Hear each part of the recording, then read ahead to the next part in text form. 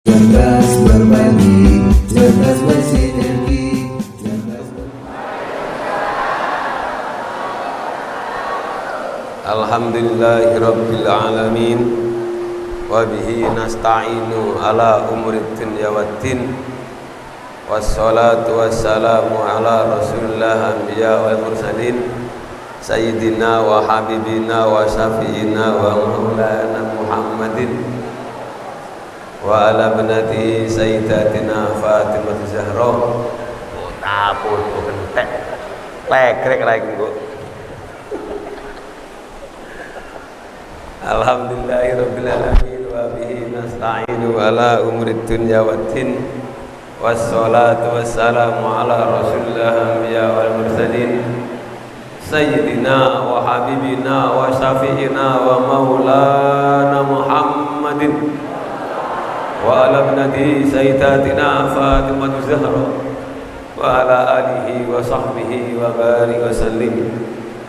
Wa qala Allah ta'ala fil Qur'anil Aziz bismillahirrahmanirrahim amanna rasulu bima unzila ilaihi min rabbih wal mu'minun kullun amana billahi wa malaikatihi wa kutubihi wa rusulihi la nufarriqu baina ahadin min rusulihi wa qalu sami'na wa ata'na ghufranaka rabbana wa ilaikal masir.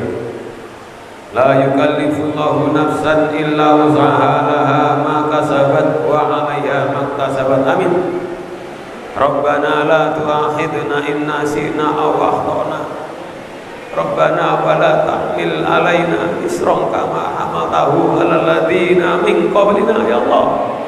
Rabbana wa la tuhammilna ma la taqata lana bih wa'fu anna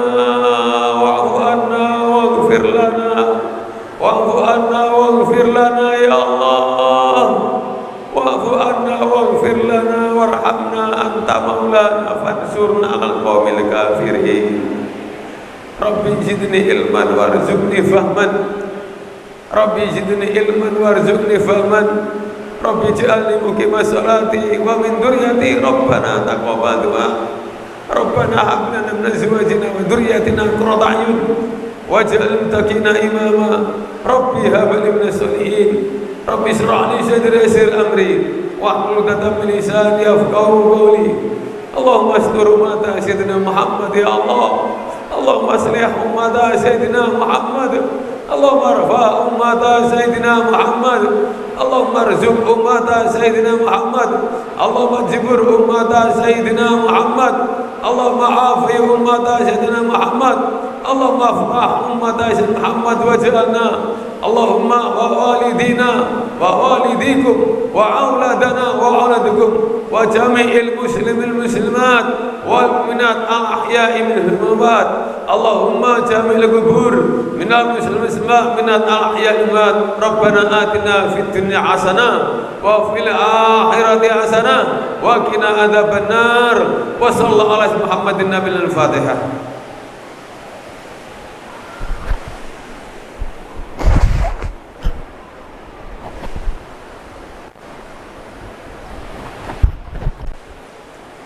Wa qala Rasulullah Muhammad sallallahu alaihi wasallam man ahya sunnati faqad ahabbani wa man ahabbani kana ma'i fil jannah. Al hadis. Puji syukur kepada Allah Subhanahu wa taala. Alhamdulillahirabbil alamin. Alhamdulillahi wa bi nikmatil Islam ala nikmatil iman. Marilah kita bersyukur kepada Allah Subhanahu wa taala atas limpahan rahmatnya, nikmat yang luar biasa. Nikmat yang pertama, nikmat Islam, nikmat iman. Mudah-mudahan kita bisa mencapai maqam ihsan. Bagaimana maqam ihsan itu? Orang-orang yang sudah mencapai ihsan itu orang-orang yang apabila sholat tidak hanya tertunduk kepalanya menghadap ke tempat kiblatnya, tetapi juga hatinya tertunduk kepada Allah Subhanahu wa taala. Ini hari yang saya muliakan pecinta-pecinta Rasulullah sallallahu alaihi wasallam untuk mencapai pencinta kepada Allah maka kita harus tundukkan hati kita. Itulah nikmat yang luar biasa, nikmat iman. Apabila kita bisa merendahkan diri kepada Allah Subhanahu wa taala. Apalagi kita saat sholat bisa tunduk benar-benar, tidak hanya jasadnya merunduk, tetapi hati ini benar-benar bertunduk kepada Allah Subhanahu wa taala jalla jalaluhu. Karena itulah hari yang saya muliakan, mudah-mudahan kenikmatan ini selalu bisa kita nikmati, kita syukuri dari Allah Subhanahu wa taala. Saya pribadi, kenapa pribadi? Takut jenengan tidak. Saya bersyukur kepada Allah adanya nikmat yang bernama kecintaan kaya, yaitu istri kedua saya namanya Corona. Kenapa saya bersyukur? Karena dengan Corona kita jadi merasakan betapa tidak enaknya ketika kita berpisah. Berapa bulan ibu-ibu nggak ikut majelis? Apa?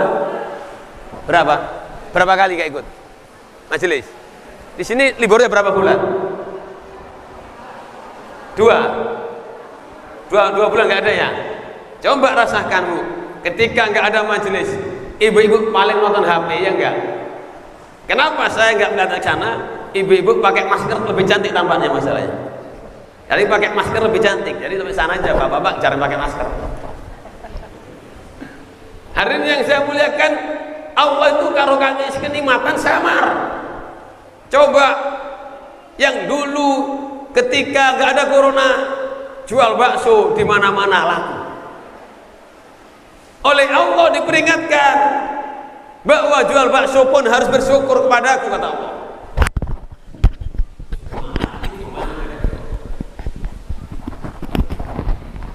Saya nak tarik kuping ini.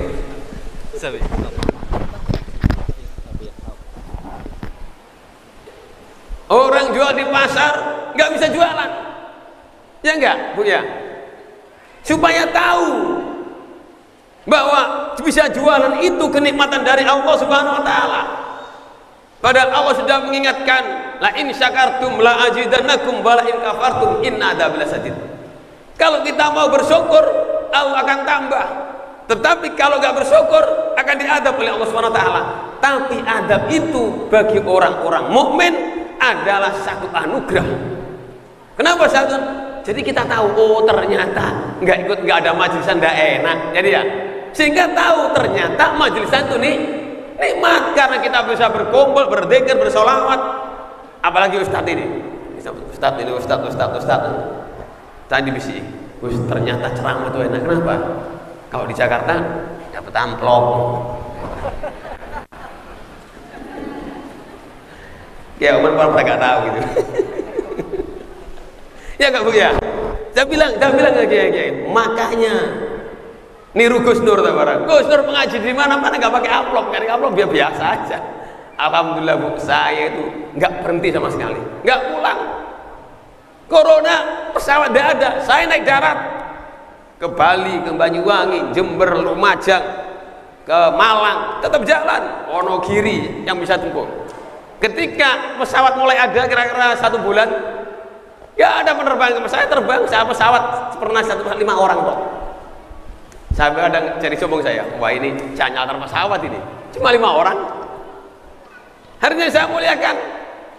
Itu saya katakan, ketika kita tidak merasakan begitu, tidak mensyukuri atau kurang mensyukuri nikmat Allah, dicabut oleh Allah Subhanahu wa taala. Oh ternyata ketika nggak bisa jualan bakso, nggak bisa jualan cireng, nggak bisa jualan cilok, nggak bisa jualan ciming, bawa jembekar, ya susah juga kan. Tetapi ketika kita jualan, kita nggak pernah bisa bersyukur. Ibu-ibu yang saya muliakan, bapak-bapak yang saya muliakan, saya mau bertanya, jujur Bu ya, saya mau tanya, jujur, saya mau jujur, enak mana pakai masker apa tidak Bu? Lah iya makanya biar tahu sampean itu ya Bu ya, nggak pakai masker itu nikmat. Makanya ketika dikasih Allah kenikmatan saat belum ada corona, ternyata nikmat. Begitu ada corona pakai masker semuanya. Tapi saya percaya ibu-ibu setelah nggak ketika pakai masker lebih cantik. Saya berpikirnya sederhana.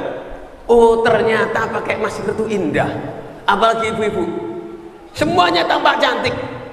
Ya, coba nggak pakai masker, ada yang hidungnya pesek kelihatan, ya enggak? Kayak saya maksudnya, ya. Yang hidungnya mancung, ada kukulnya, ada bisulnya juga kelihatan. Nggak pakai tetelis. Apalagi kalau yang gaya pakai kacamata hitam, wala keren. Jadi kata Ustadz Nukman, Gus, nebak, karena nebak sama saya kemarin, Gus, itu ibu-ibu cantik gak? Tebak-tebakan, taruhannya apa? Taruhannya 100.000. Akhirnya saya kasih, ya nggak tahu kan karena pakai masker. Begitu dibuka, aku bilang, kayaknya cantik itu. Dari apa? Dari alisnya. Kata Ustadz, enggak. Kagus apa? Kayak alisnya kayaknya nggak cantik. Begitu dibuka, ternyata cantik. Bayar 100.000 dia sama saya. Jadi para jamaah yang saya muliakan, ketika Allah itu memberi kenikmatan dan kita tidak mensyukurinya, maka Allah turunkan bala. Itu janji Allah Subhanahu wa taala. Bahkan Subhanahu wa taala dalam kitab Hikam mengatakan seperti ini. Barang siapa yang bersyukur kepada Allah, berarti dia telah mengikat nikmat itu. Jadi semakin kita bersyukur yang apa yang ada, maka katanya ulama, berarti kita telah mengikat itu, kita akan merasa nikmat terus apapun keadaan yang ada. Tetapi apabila kita tidak bersyukuri nikmat itu, maka kita telah melepaskan nikmat itu. Jadi gini, orang yang tidak bersyukur kepada nikmat Allah, dengan apa yang Allah berikan kepadanya, dia akan menjadi sengsara. Tetapi kalau kita bersyukur, kita akan nikmat kita akan terima. Makanya saya katakan tadi, adanya corona menjadi satu pelajaran yang besar. Ya, jadi pelajaran yang besar. Coba kalau kemarin nggak ada coronanya, nggak usah pakai masker. Karena kalau mau jujur, orang pakai masker itu bukan malah sehat. Tanya dokter. Kenapa? Karena oksigen yang kita keluarkan, yang kita hirup ini, kita bernafas, lalu kita nggak bisa kita keluarkan dari paru-paru, kita tarik lagi. Karena apa? Karena ketutup. Ini para jamaah yang saya muliakan, kalau jangka panjang, menurut penelitian dokter, namanya dokter Karyudi, mana nggak ada Karyudi? Dokter Karyudi nggak ada Karyudi ya, nggak ada Karyudi. Dokter Nukman aja yang adalah. Ini mudah kena penyakit sinusitis. Karena apa? Karena yang keluar dari paru-paru itu udara yang tidak sehat. Makanya para jamaah yang saya muliakan, alhamdulillah ya, majelis ini sudah mulai berjalan lagi. Kita diajak sama Kiai Oman untuk berzikir, bertasbih kepada Allah Subhanahu wa taala. Insyaallah semuanya sehat. Saya pengajian saya mulai dari Bali sampai Pekanbaru. 3 bulan lalu saya ke Pekanbaru. Saya dikasih tahu sama Kiai Hawatur Rahman. Beliau urus Toreko Naksabandi Qadir Naksabandi. Gus minta maaf, Gus nggak kena corona. Loh, kenapa ya? Waktu saya itu ketemu panjenengan, kan ada majelisnya, kira-kira 500 orang. Itu saya sedang kena corona. Saya dengan corona. Jadi gini, saya sudah greges, sudah pilek, sudah demam, sudah sesek. Cuma karena Gus mau datang, jadi tak empet. 3 hari setelah itu datang saya. Lah saya Fatur Rahman nggak pakai masker, maskernya taruh di sini. Saya juga nggak pakai, dipeluki saya, diciumi tangan saya, pipi saya diciumi sama beliau karena kangen katanya. Dan semua santrinya salaman sama beliau. Tapi alhamdulillah satu pun nggak ada yang kena. Saya pulang ke Surabaya, ke Jakarta, Kiai Fatur Rahman sudah masak di swab, kena. Kenapa? Kena corona. Dalam hitungan 5 jam, saya langsung bandara pulang. Nah, saya ditelepon waktu itu sama istri saya ditelepon, Gus Dur nggak apa-apa, nggak ngerti. Baru cerita beliau kemarin ketemu saya. Jadi saya berpikir, oh ternyata corona itu malu kepada orang-orang yang sering berzikir kepada Allah Subhanahu wa taala, orang-orang yang banyak bersolawat kepada Rasulullah SAW, orang-orang yang punya hati yang lillahi ta'ala. Jadi dari situlah saya simpulkan bahwa tidak semua corona itu menular. Ada yang tidak menular atas izin Allah Subhanahu wa taala. Logikanya saya kena. Bahkan istri namanya istrinya tidur bareng satu kamar, nggak apa-apa. Jadi santri saya yang begitu banyak, mulai dari Bali, Banyuwangi sampai Pekanbaru, sampai Lampung, sampai Bangka, yang kena cuma 4 orang. Yang pertama Kiai Fatur Rahman yang tadi saya cerita, yang kedua santri saya Ibu Iva yang ada di Bali kira-kira 3 bulan yang lalu, itu karena beliau kerja di pasar, kena. Itu pun begitu diisolasi tak suruh minggat, Bu, sampean pura-pura WC nyingkrio, pergi aja, gak apa-apa, sama anaknya 2 orang.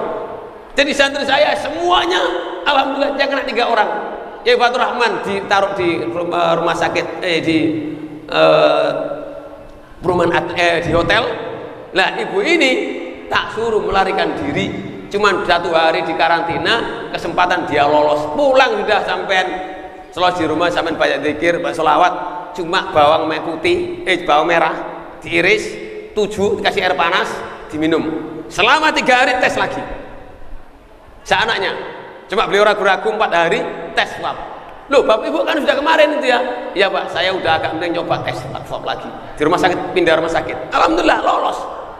Jadi para jamaah yang saya muliakan, corona itu tidak harus kita takuti, tetap karena takut itu hanya kepada Allah. Cuman ya kita harus waspada. Jadi saya bukan tidak boleh Ibu pakai masker, Bapak silahkan. Ya, silakan cuci tangan wajib, karena ini walaupun seandainya pemerintah itu membiarkan, tapi karena menular, ya tetap kita jaga itu.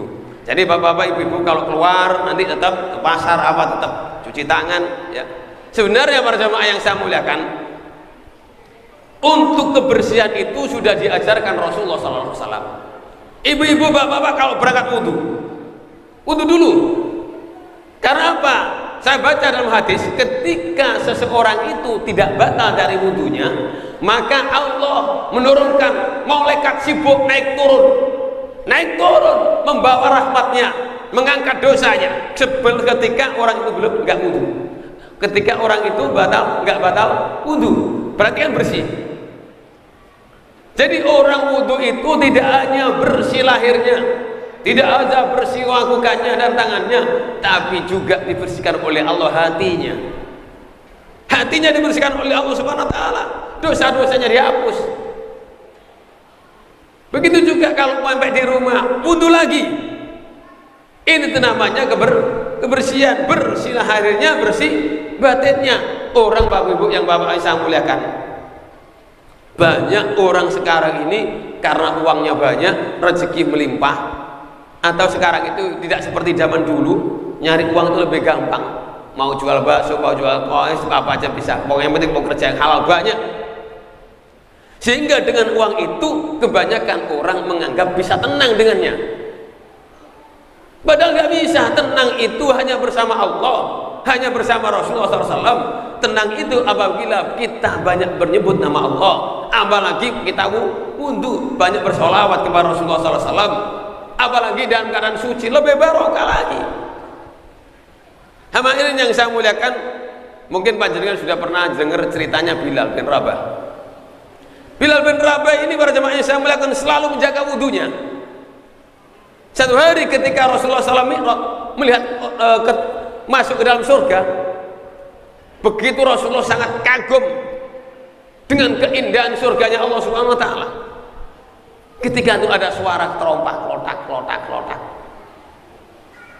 Rasulullah bertanya kepada Jibril, wahai Jibril, ini suara apa? Ini terompahnya. Terompah siapa? Yaitu terompahnya sahabatmu, itu Bilal bin Rabah.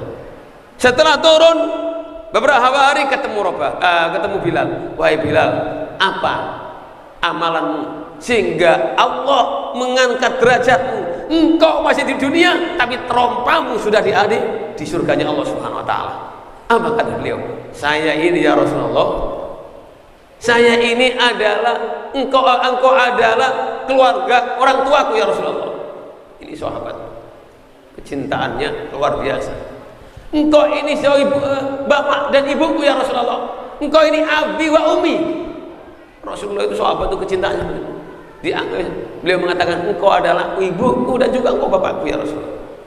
Jika apapun yang kau jalankan aku ikuti. Betapa indahnya akhlaknya sahabat. Apapun yang kau jalani saya ikut ya Rasulullah. Saya jalani apa kau perintahmu, saya jalani semua. Kata Rasulullah, aku percaya sahabat. Wahai Bilal, cobalah kamu ingat-ingat lagi. Engkau mungkin punya amalan yang lebih dari itu. Akhirnya diingat-ingat, ya Rasulullah, yang pertama saya diingat, saya ini tidak pernah meninggalkan wudu, batal wudu. Yang kedua, saya ini menjalankan sholat sunnah wudu yang kau tidak ajarkan. Ini kalau orang sekarang kadang-kadang kemenyek, orang Jawa bilang apa bahasa Betawinya? Hei, apa bahasa Betawinya? Kemenyek itu apa? Belagu. Nah, itu berarti Betawi asli, sampai setengah Betawi ini. Makanya kalau saya ceramah di belakang aja Ustaz. Nanti kalau nanti tak pakai janda. Ibu tahu nanti marah. Ya. Kalau orang sekarang kan belagu, bid'ah. Sebenarnya saya jadi berpikir setelah baca hadis itu. Ternyata sahabat Bilal ya yang bikin bid'ah duluan. Menjalankan sesuatu yang Rasulullah tidak menjalankan dan tidak menyuruh. Tapi apa kata Rasulullah SAW? Teruskan, karena itu kebaikan. Ini para jamaah yang saya muliakan. Makanya jangan heran kalau di Indonesia ada tahlil, ada ziarah kubur, ada manakib, ada macam-macam yasinan. Ada orang mengatakan, kenapa gak baca Al-Quran aja semuanya? Ya gak apa-apa ya, tapi orang-orang senangnya yasin ya biar aja lah, gak apa-apa, asalkan itu tidak melanggar fikih, asalkan itu tidak menjadikan orang syirik, gak apa-apa. Justru disuruh, teruskan wahai Bilal, teruskan. Rasulullah tidak pernah menyuruh, tidak pernah nyuruh, dan tidak pernah menjalani. Tetapi ketika Bilal mengatakan, saya ini setelah sholat wudhu, saya sholat sunnah wudhu, dan itu tidak pernah kau ajarkan kepadamu ya Rasulullah. Apa kata Rasulullah? Wahai Bilal, teruskan, itu kebaikan. Nah, ini jangan, makanya kalau sekarang di Indonesia ada orang mengatakan ini bid'ah, ya sudah, kita nggak usah tengkar karena bid'ah. Hari ini yang saya muliakan, jadi kita ini ya, belajarlah berpikir dalam kehidupan sehari-hari. Oh ternyata dengan corona itu, oh ternyata ketika ada corona kita nggak bisa ke masjid, kita nggak bisa sholat Jumat. Jadi kita jadi tahu rasanya nikmatnya sholat Jumat, nikmatnya sholat berjamaah, nikmatnya majelis dzikir, nikmatnya belajar sholawat seperti ini. Karena apa? Karena kita tidak bisa saat itu. Kalau kita paksa mungkin semakin parah yang sakit. Kayaknya jadi seperti itu. Jadi para jemaah yang saya muliakan, sama dengan kita ketika kita sehat melawis meletene gelani, belagu. Ketika kita sakit maka renungi, oh ternyata sehat itu nikmat, sehat itu anugerah. Ketika sakit sariawan, ketika sakit gigi, apalagi sakit hati loh itu ya. Ini para jemaah yang saya muliakan, kita ibu-ibu nggak pernah pergi ke sana kan? Ibu-ibu ketika punya gelang walah belagu. Coba ibu-ibu nggak pernah berpikir ketika kehilangan gelang, tapi jangan sampai ya. Jadi hari yang saya muliakan, apabila kita ditimpa satu musibah, jangan sedih. Jangan sedih, tapi berpikirlah, oh ternyata corona itu ada manfaatnya juga ya. Corona itu ada manfaatnya. Jadi kita merasakan, oh ternyata sholat Jumat itu enak, ternyata sholat jejer rapet itu enak, ternyata sholat jamaah enak, ternyata nggak sholat jamaah, nggak ada majelis ampang. Ini para jamaah yang saya muliakan. Karena itulah hari yang saya muliakan, bersyukurlah kepada Allah. Sampai sebenarnya dalam makalahnya mengatakan, barang siapa yang tidak mau mensyukur nikmat Allah yang lembut-lembut, yang kecil-kecil, makan giginya nggak terasa celem gitu ya, lalu apa namanya, nafas juga lancar ya. Kita bisa jalan-jalan pagi, kita bisa untuk majelisan. Ibu-ibu kalau punya uang mau beli makan bakso di jalan enak, makan apa aja terasa nikmat. Mau kerja juga lancar, anak-anak bisa sekolah. Coba sekarang anak-anak gak bisa sekolah ini, yang stres bukan hanya kiainya di rumah, gurunya juga bingung. Saya tanya sama guru-guru gimana, enak mana ngajar di sekolah dengan ngajar pakai apa? Apa itu? Android. Walah gue lebih stres. Ibunya lebih stres lagi. Ini para jamaah yang saya muliakan. Makanya ini corona sebagai pelajaran bagi kita supaya kita semakin bersyukur. Bener kata ulama, apabila barang siapa tidak mensyukur nikmat Allah yang lembut-lembut, maka Allah akan gering dengan balak yang berantai. Karena itu akhirnya yang saya muliakan, mudah-mudahan balak corona ini tidak berantai. Tidak berantai. Sudah cukup sampai di sini saja. Nantinya kita banyak bersolawat, kita banyak berzikir kepada Allah, kita banyak bersyukur kepada Allah Subhanahu wa taala. Ini para jamaah yang saya muliakan. Apa balak berantai? Bisa juga setelah corona ada lagi yang lebih parah dari corona, kita nggak tahu. Itu rahasia Allah Subhanahu wa taala. Mumpung sekarang ini mulai reda, ya, mulai berkurang walaupun kapan saya dengar tadi bahwa dari standar saya Surabaya makin parah. Tapi para jamaah yang saya muliakan, mari paling tidak kalau kita bisa mensyukuri nikmat Allah yang ada, kita akan paling tidak diri kita pribadi akan merasakan bahagia bersama Allah, bahagia bersama Rasulullah Sallallahu Alaihi Wasallam. Bagaimana bahagia dengan Allah itu? Kita dimudahkan oleh Allah beraspek, kita diizinkan oleh Allah berkumpul di sini untuk berzikir, bersolat bareng-bareng. Coba dalam 2 bulan aja terasa tidak enak. Coba kalau 1 tahun nggak bisa ke masjid. Coba kalau 1 tahun nggak bisa sholat Jumat. Ini haji nggak ada. Ya, umroh juga nggak bisa. Kemarin saya ketemu travel, tak tanya, dia bilang cerita sama saya waktu itu di Pekanbaru. Umrohnya kemarin dia bilang, Gus, umroh kemarin waduh susah. Kenapa? Nggak bisa. Sama dengan di lockdown. Cuma bisa umroh sekali dikasih waktu 3 jam. Ke masjid hanya waktu sekali. 1 hari hanya 1 kali. 1 malam, 1 hari sekali. Cuma sholat maghrib saja, lalu pulang. Sama isya, sudah pulang. Sholat duhur saja, langsung pulang. Maghrib, isya, subuh nggak bisa. Jadi umrohnya cuma sekali. Dan kebanyakan nggak boleh keluar. Ada penjaganya. Orang nggak boleh keluar ke hotel kayak kita ibu-ibu kita belanja, nggak bisa. Kayak di penjara di sana. Itu cerita orang umroh kemarin. Iya, karena berjamaah yang saya muliakan, mudah-mudahan Allah segera mengangkat. Dan Allah mengizinkan kita, ibu-ibu, bapak-bapak, apa yang sudah daftar, uangnya sudah siap, mudah-mudahan segera dibukakan oleh Allah, bisa umroh, bisa menjalankan umroh ibadah haji, bisa ibadah kepada Allah Subhanahu wa taala. Mudah-mudahan Allah kasih kesehatan, mudah-mudahan Allah kasih hidup ini barokah, mudah-mudahan Allah mengumpulkan kelak bersama Rasulullah SAW yang kita cintai, yang kita rindukan, yang kita harapkan syafaatnya.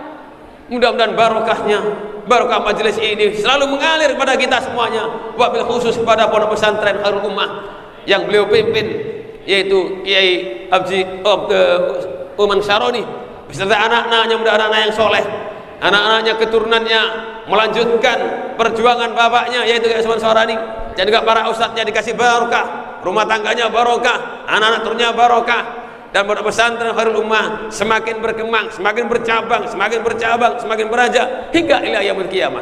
Rabbana la tuzigh qulubana, Rabbi firli warhamni wajburni warfa'ni warzuqni wahdini wa'afini afani. Allahumma astur umat Muhammad, Allahumma aslih umat Muhammad, Allahumma arfa' Muhammad, Allahumma jibur umat Muhammad waj'alna Rabbana la tuzigh qulubana, Rabbana atina hamdan benar wa sallallahu Muhammadin al-Fatihah. Bapak-bapak, ibu yang saya muliakan, mohon maaf yang sebesar-besarnya, ya, doakan saya juga sehat. Saya ini udah berapa hari? Kamis, Jumat, Sabtu, Minggu, Senin ini di Pekanbaru, Selasa dari Jakarta, acara semalam sebentar di Pasar Goyang apa Pasar Gak Goyang kemarin. Terus malamnya langsung di Lampung, dari Lampung ke Jakarta lagi. Ini nanti masih ada acara di Cinere, lalu malam maghrib Bekasi, setelah Isya di Kerawang, jam 1 di Brebes, setelah subuh ada di Kalibening, di atas gunung. Di sana itu di Kalibening, Bu, ya, kulkas nggak laku, AC apalagi nggak laku, es nggak laku, saking dinginnya. Kalau Bapak Ibu mau pesen saya kentang murah, tak belikan di sana, ya, tapi harganya 5 kali lipat. Karena apa? Bawanya sini mahal. Kentang wortel gobis harganya 400, Bu, nggak bohong saya, kasihan.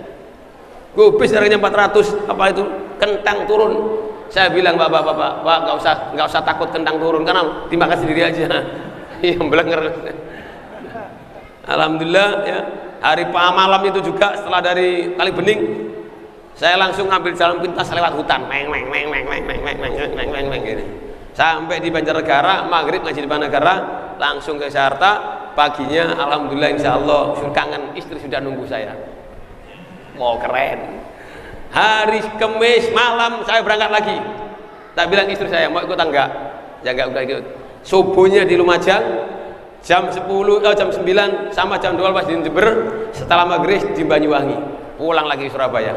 Sampai rumah Sabtu sore berangkat ke Bojonegoro. Minggunya di Wonogiri sampai sampai Senin pagi, Senin sore Senin siang ada di Purwodadi, Senin malam setelah Isya ada di Sragen. Pulang nyampe di rumah teler bisa. Mudah-mudahan barokah. Mohon maaf ibu-ibu saya itu semuanya, saya hanya suka guyon supaya jenengan nggak stres ya, supaya jenengan nggak takut. Tapi intinya saya sampaikan, jangan lupa selalu bersyukur kepada Allah Subhanahu wa taala. Ucapkan sering-sering alhamdulillah. Enak enggak enak alhamdulillah. Insya Allah akan jadi enak. Assalamualaikum warahmatullahi wabarakatuh.